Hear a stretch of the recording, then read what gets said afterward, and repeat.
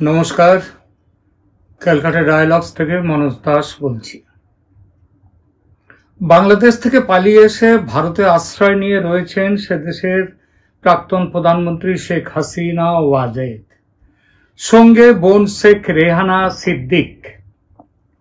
Rehana British নাগরিক। তারা যখন বিশেষ বিমানে দেশ ছেড়েছিলেন তখন পরিকল্পনা ছিল ভারত থেকে লন্ডনে যাবেন দুই বোন। রেহানার ব্রিটিশ পাসপোর্ট আছে, তার মেয়ে টিউলিপ সিদ্দিক ব্রিটেনের বর্তমান ক্ষমতাসীন দল লেবার পার্টির একজন সাংসদ ও মন্ত্রী। সুতরাং ভাবা গিয়েছিল ইংল্যান্ডে আশ্রয় নিতে কোনো সমস্যা হবে না শেখ হাসিনার, কিন্তু তাকে আশ্রয় দিল না ব্রিটেন। কারণ রেহানার মেয়ে সাংসদ ও মন্ত্রী হলেও ব্রিটেনের মুসলমানরা সাধারণভাবে লেবার পার্টির সমর্থক। সুতরাং হাসিনা ব্রিটেনে এসে আশ্রয় নিলে মুসলমানরা খেপে যেতে পারে, আর তারা খেপে গেলে লেবার পার্টির অসুবিধা। শেখ হাসিনার ছেলে সাজিব ওয়াজেদ জয় মার্কিন যুক্তরাষ্ট্রে থাকেন, সেখানকার বাসিন্দা হয়ে গেছেন তিনি। ভাবা গিয়েছিল ব্রিটেন যখন থাকতে না দেয় যদি তাকে, তাহলে ছেলের কাছে মার্কিন যুক্তরাষ্ট্রে চলে যাবেন। কিন্তু তারাও বাতিল করে দিল শেখ হাসিনার ভিসা। সুতরাং আপাতত ভারতেই আছেন তিনি। কিন্তু কতদিন, আইন অনুযায়ী কতদিন তিনি থাকতে পারবেন? বাংলাদেশের সঙ্গে ভারতের যেসব চুক্তি আছে সেই অনুযায়ী সর্বাধিক কতদিন তিনি থাকতে পারবেন ভারতে? আর তার মধ্যে যদি বাংলাদেশ ভারতের কাছে প্রত্যর্পণ চায়, মানে তাকে ফেরত চায়, তাহলে কি হবে? কিংবা যদি কোনো দেশ তাকে আদৌ আশ্রয় দিতে না চায়, তাহলে তিনি নিয়ম ভেঙে কতদিন বা থাকতে পারবেন ভারতে? এইসব বিষয়গুলি নিয়ে আলোচনা করব আজ। গত 5ই আগস্ট প্রধানমন্ত্রীর পদে ইস্তফা দিয়ে ভারতে চলে এসেছিলেন শেখ হাসিনা, যে ভিসার জোরে বা পাসপোর্টের জোরে, সেটা হচ্ছে তার কূটনৈতিক বা ডিপ্লোম্যাটিক পাসপোর্ট।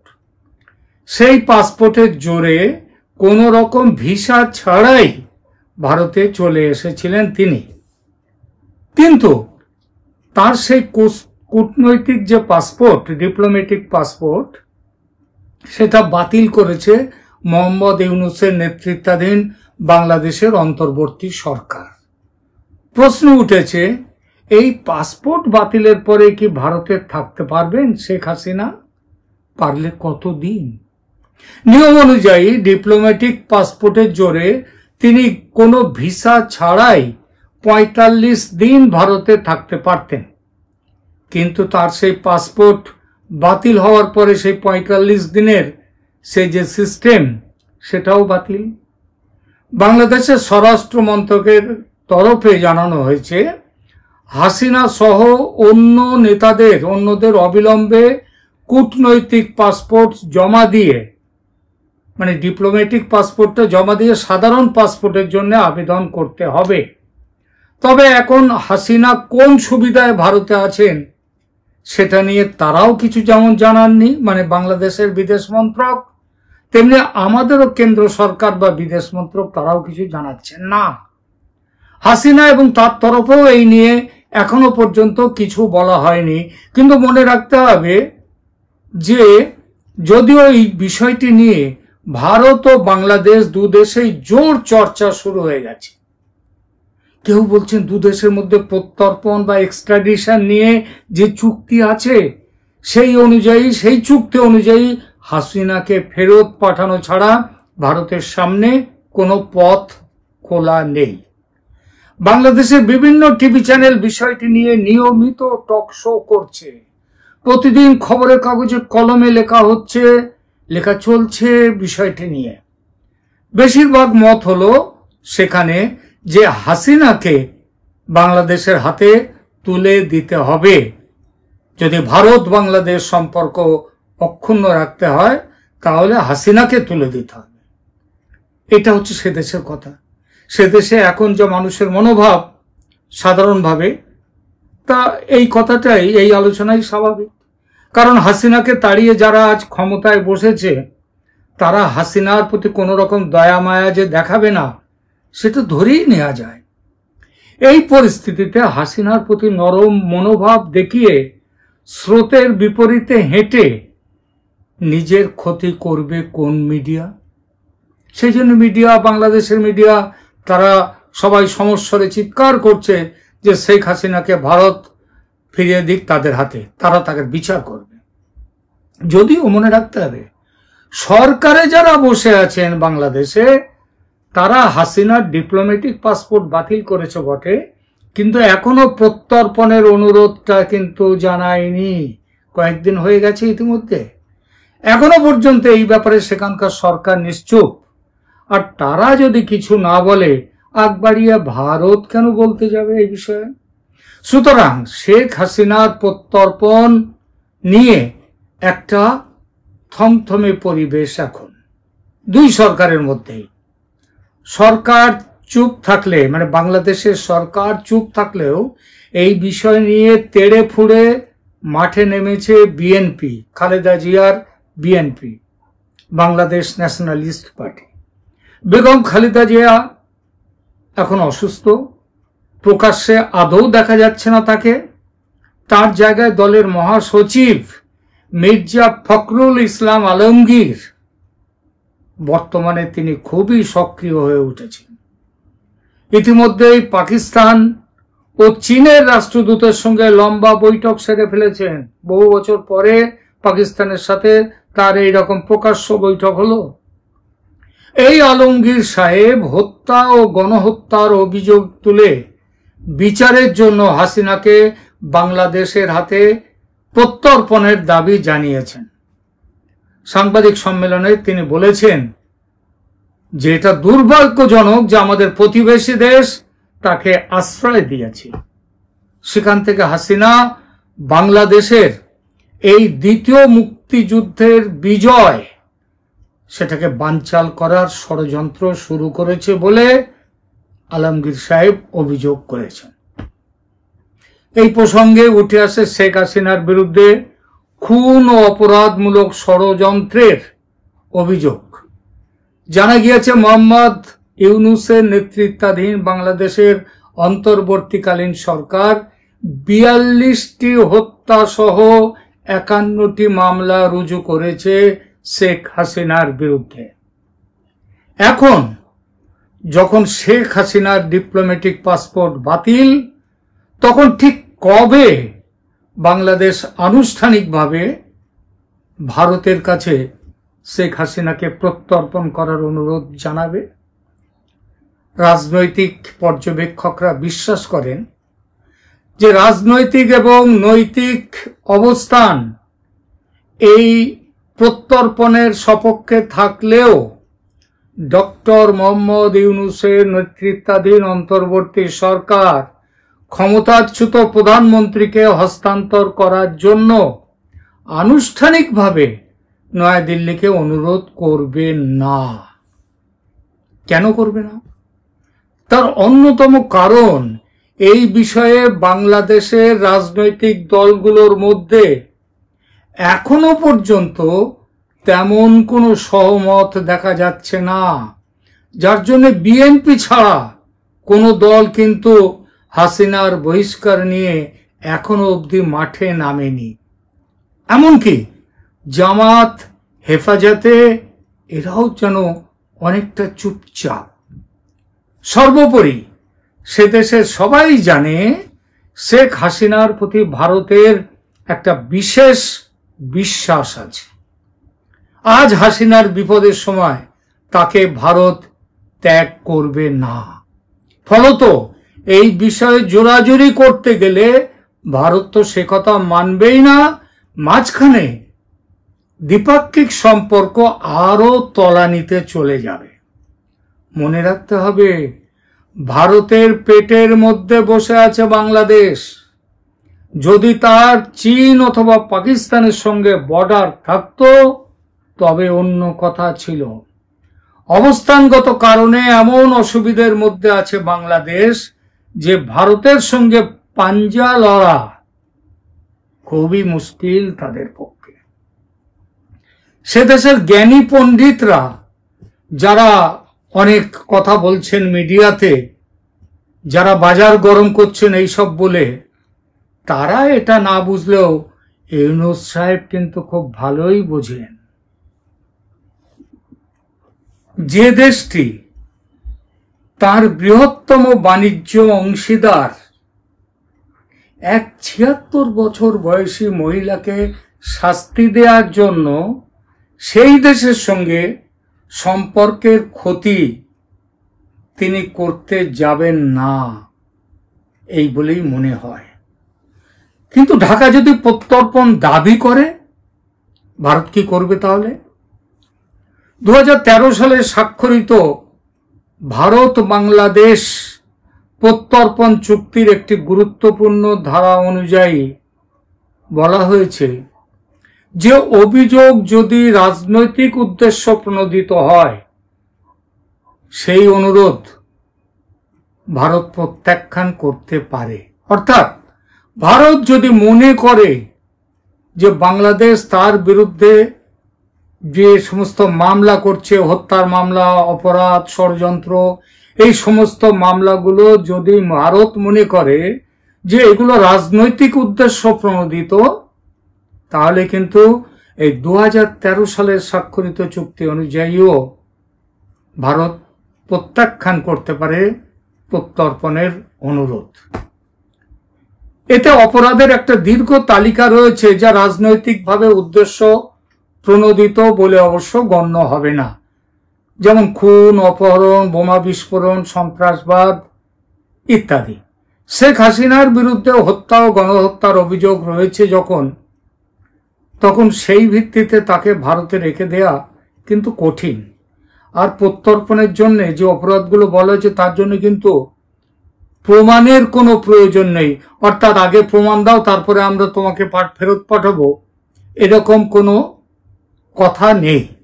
প্রত্যর্পণ চুক্তিটি ২০১৬ সালে একটি ধারা যুক্ত করে সংশোধন করা হয়েছিল, সেটাকে আরো সহজ করে তোলার জন্য। সেকশন 10/3 অর্থাৎ ধারা 10/3 বলে, সেই অনুযায়ী অপরাধের প্রমাণ উপস্থাপন বাধ্যতামূলক হবে না। প্রত্যর্পণের জন্য আইনের আদালত থেকে জারি করা গ্রেপ্তারি পরোয়ানাই যথেষ্ট হবে। এটা স্পষ্ট যে এমনকি যদি একটি জেলা আদালতও শেখ হাসিনার বিরুদ্ধে গ্রেপ্তারি পরোয়ানা জারি করে এবং ঢাকা তাকে প্রত্যর্পণ করবার অনুরোধ জানায় ভারতের কাছে, তাহলে ভারত একটি কঠিন অবস্থানে পড়বে। তবুও চুক্তির কিছু অন্যান্য বিধানের অধীনে ভারত আবার প্রত্যর্পণের সেই অনুরোধ প্রত্যাখ্যানও করতে পারে। সেটা হলো, যদি ভারতে শেখ হাসিনার বিরুদ্ধে কোনো মামলা হয় এবং তার জন্য এদেশে থাকা যদি শেখ হাসিনার পক্ষে জরুরি হয়, মানে আমাদের বিচার ব্যবস্থা যদি বলে যে এই মামলার বিচারের জন্য শেখ হাসিনাকে আমাদের দেশে থাকতে হবে, তবে সেই প্রত্যর্পণ ভারত প্রত্যর্পণের অনুরোধ সেটাও অস্বীকার করতে পারে। আর এমন কোনো মামলা, এই মামলা যে হাইকোর্ট বা সুপ্রিম কোর্টে করতে হবে তারও কোনো মানে নেই। এটা যে কোনো কোর্টে, এমনকি একটা জেলা কোর্টেও, জেলা আদালতেও করা যেতে পারে। এবং ভারত না চাইলে সেই মামলা দীর্ঘায়িত করা, এমনিতেই আমাদের দেশে, সব দেশে, বিশেষত আমাদের দেশে তো বটেই, মামলা এত দীর্ঘকাল টেনে নিয়ে যাওয়ার একটা ঐতিহ্য আমাদের দেশে তো রয়েছেই। সুতরাং ভারত যদি চায় যে শেখ হাসিনাকে ফেরত পাঠাবেন না, তাহলে কিন্তু বাংলাদেশি নেত্রীর বিরুদ্ধে এখানে একটা মামলা দায়ের করে সেই মামলার বিচারের জন্য তাকে এখানে রেখে দেওয়া যায়। আরো একটি কারণে প্রত্যর্পণের অনুরোধ প্রত্যাখ্যান করা যায়, সেটা হলো দুই প্রতিবেশী দেশের মধ্যে স্বাক্ষরিত চুক্তি অনুযায়ী শাস্তি দেওয়ার উদ্দেশ্যে যদি অভিযোগ আনা হয়, অর্থাৎ বাংলাদেশ যদি তাকে শাস্তি দেবে এটা ঠিক করে নিয়ে যদি মামলা করে থাকে, অর্থাৎ সুস্থ বিচার প্রক্রিয়া যেখানে রক্ষিত হতে নাও পারে, এইরকম পরিস্থিতিতে যদি প্রত্যর্পণের অনুরোধ হয় তাহলে সেটা কিন্তু অস্বীকার করা যায়। এবং এটা তো দেখাই যাচ্ছে যে গায়ের ঝাল মেটাতে শেখ হাসিনার বিরুদ্ধে সেখানে খুনের মামলা, বিভিন্ন রকম মামলা করা হয়েছে। সুতরাং সেই হিসাবে এটা অস্বীকার করার, প্রত্যর্পণ অস্বীকার করার এটাও একটা পথ।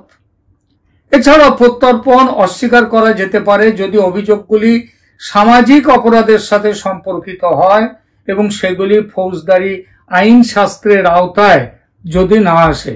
খুনের মামলা, ওটা তো অবশ্য তার বিরুদ্ধে 51টা না 52টা খুনের মামলা হয়েছে, সেই মামলাগুলো তো ফৌজদারি মামলার মধ্যে। সুতরাং এইটা হাসিনার ক্ষেত্রে এটা কোনো কারণ নয়।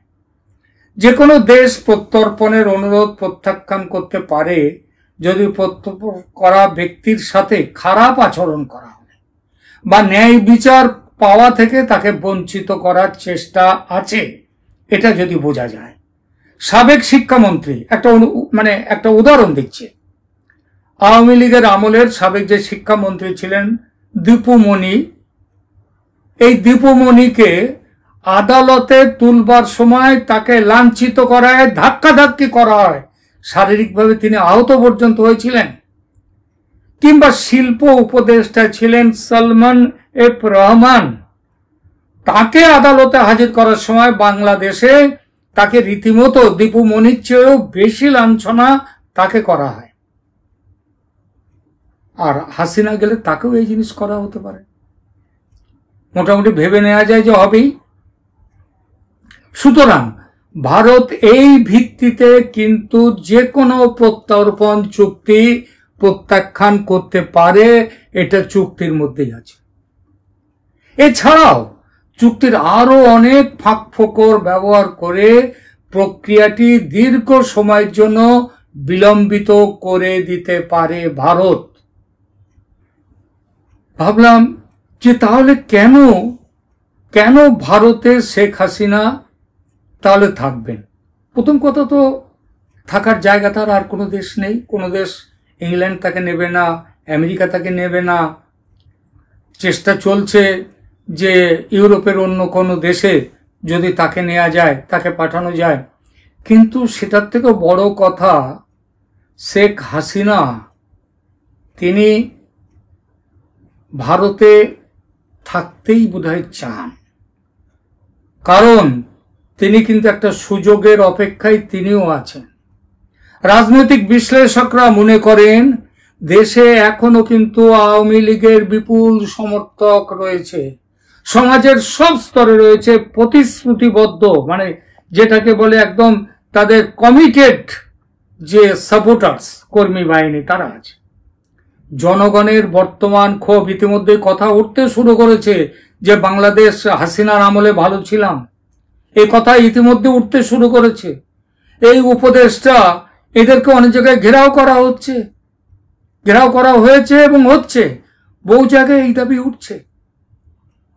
সুতরাং বর্তমান জনগণের বর্তমান ক্ষোভ এবং হতাশা আওয়ামী লীগ এবং শেখ হাসিনা সম্পর্কে যেটা আছে সেটা দূর হয়ে গেলে এবং বর্তমান বা ভবিষ্যতে এই বর্তমানে যে সরকার যারা রয়েছে তারা যদি জনবিরোধী পদক্ষেপ নেয়, তাহলে জনগণ পাকিস্তানের বিরুদ্ধে যেমন স্বাধীনতা যুদ্ধে সবচেয়ে গুরুত্বপূর্ণ ভূমিকা পালন করেছিল যে দলটি আওয়ামী লীগ, সেই দলটার দিকে আবার ফিরে তাকাতে পারে। বাতাসে কিন্তু তার কিছু গন্ধ পাওয়াও যাচ্ছে ইতিমধ্যেই। এবং সেটা হলে আবার প্রবল জোয়ারে ঘুরে দাঁড়াতে পারেন শেখ হাসিনা। একটি অনুকূল পরিস্থিতি তৈরি না হওয়া পর্যন্ত তাই শেখ হাসিনাকে ভারতে থাকতে হবে।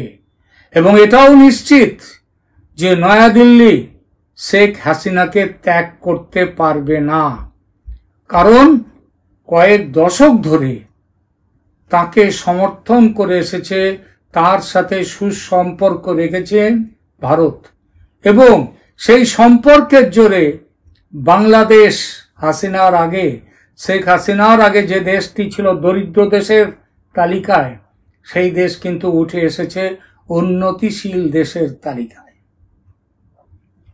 সুতরাং মানুষের নজরে কিন্তু হাসিনা যত দিন যাবে হাসিনা কিন্তু আরো বড় স্পষ্ট ফুটে উঠবেন তাদের চোখের সামনে। আজ এই পর্যন্ত, সবাই ভালো থাকবেন। আমাদের এই আজকের আলোচনা ভালো লাগলে আপনারা আমাদের চ্যানেল ক্যালকাটা ডায়ালগসকে সাবস্ক্রাইব করুন, লাইক দিন, আপনাদের মতামত জানান এবং বন্ধু প্রিয় মানুষদের কাছে আমাদের চ্যানেলকে শেয়ার করুন, লিংক শেয়ার করুন। নমস্কার।